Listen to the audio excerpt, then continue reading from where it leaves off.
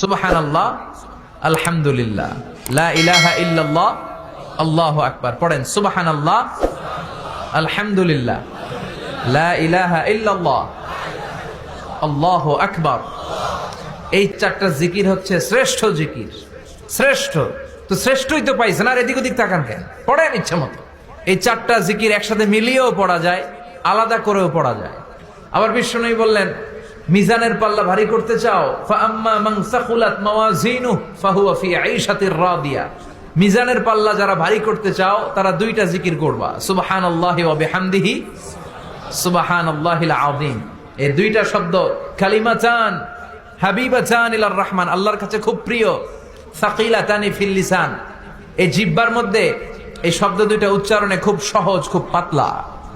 সাকিলাতানি feel Mizan, কিন্তু এই শব্দ দুইটা মিজানের পাল্লায় রেখে দিলে অনেক ওজন হয়ে যাবে। সুবহানাল্লাহি বিহামদিহি, সুবহানাল্লাহিল আযীম। পড়তে রাজি আছেন তো? প্রত্যেক ফরজ সালাতের পর আয়াতুল কুরসি পড়বেন। কি পড়বেন? মুখস্থ আছে না? এটা পড়ে ফু দিলে কোনো জিন পড়ি, ব্ল্যাক ম্যাজিক কোনো কিছু আপনারা ধরতে পারবে না। বিশ্বনবী বলেন, মান ক্বারা আয়াতাল কুরসি দুবুরা কুল্লি সালাতিন মাকতুবা লাম ইয়ামনাহু মিন দুখুলিল জান্নাতি ইল্লাল মাউত। প্রত্যেক ফরজ সালাতের পরে কেউ যদি আয়াতুল কুরসি পড়ে, তার জান্নাতে ঢোকার ব্যাপারে আর কোনো বাধা নিষেধ থাকে না। একটা জিনিস ছাড়া, সুবহানাল্লাহ, আরেকটু পরে বলেন, একটা জিনিস ছাড়া, ইল্লাল মাউত, সেটা হচ্ছে মৃত্যু।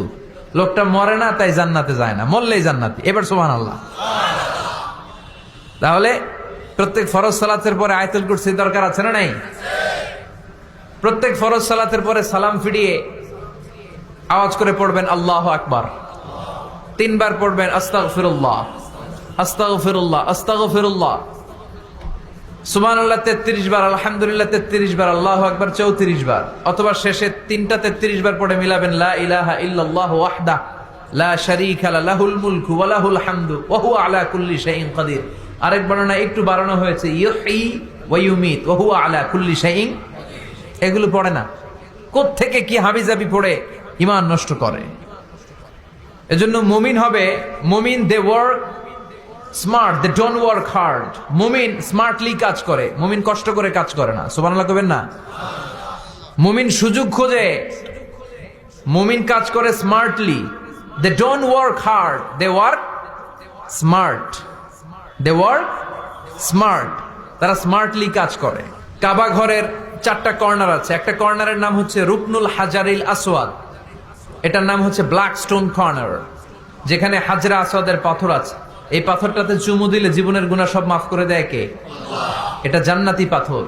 কিয়ামতের দিন এই পাথরকে আল্লাহ একটা জিহ্বা দিবে, ঠোঁট দিবে, 2টা চোখ দিবে। আর কিয়ামতের দিন আল্লাহর সামনে দাঁড়িয়ে এসে সাক্ষ্য দিবে যে আল্লাহ, তোমার এই বান্দা আমারে চুমু দিয়েছিল, এ দিয়েছিল, এ দিয়েছিল, এদের সবাইকে মাফ করে দাও। তাই হাজরা আসওয়াদের কর্নার আর কাবা ঘরের যে স্বর্ণ দিয়ে খচিত দরজা, এই হাজরা আসওয়াদের কর্নার আর দরজার মাঝখানে ছোট্ট একটু জায়গা, এটারে আরবিতে বলে মুলতাজাম। আমার সাথে সাথে পড়েন, এটারে আরবিতে কি বলে? ইলতাজামা ইয়ালতাজিমু ইলতিজামান।